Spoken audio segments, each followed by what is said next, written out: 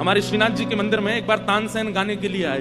तो तानसेन जब गाने के लिए आए तो तानसेन तो राजाओं की सभा में गाते थे।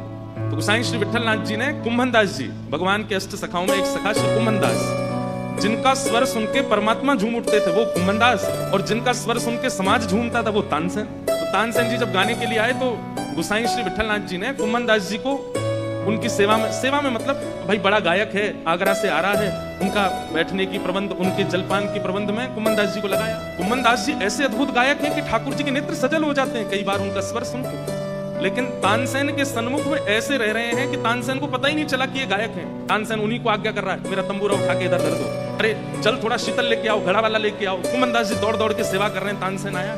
तानसेन ने जब गायन किया ठाकुर जी के सन्मुख तो वाह वाह हुई, खूब वाह वाह करने लगे सब लोग। तो थोड़ी देर गाने के बाद तानसेन ने आज्ञा ली, गोसाई श्री विठलनाथ जी से कहा मेरी सेवा पूर्ण हुई। तो गोसाई जी ने कहा ठाकुर जी के राजभोग का समय है, आप थोड़ा विराजो, राजभोग में एक पद पारंपरिक गाया जाए, वो कुंभनदास जी गाएंगे। तो कुंभनदास जी पीछे बैठे थे। तानसेन बोला कौन कुंभनदास? जैसे ही वो उठे, अरे ये तो वही है जो सुबह हमारा तंबूरा उठा के चल रहे थे, हमारी जलपान की व्यवस्था कर रहे थे, ये गाएंगे? तानसेन जी बोला आओ बैठो, हमें नहीं पता था तुम गाना जानते हो। नहीं हम तो कुछ नहीं जानते।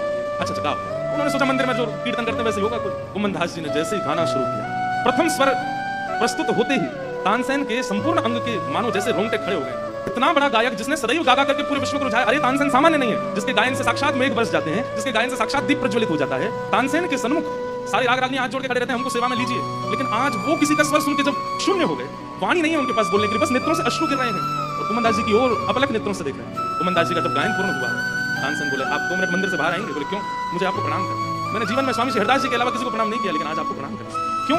बोले प्रणाम का कारण ये नहीं कि आपका स्वर बहुत अच्छा था, कारण ये कि इतना सुंदर स्वर होने के बाद भी सुबह से आप मेरे साथ हो, आपके चाल ढाल बोली चाली उठने बैठने से एक बार भी आपने ये पता नहीं लगने दिया कि आप गायक हो। इस बात का प्रमाण है कि आपको ठाकुर जी प्राप्त हो, क्योंकि आप अपने गुण को छुपा रहे, गुण को गौर कर रहे। हम लोगों का स्वभाव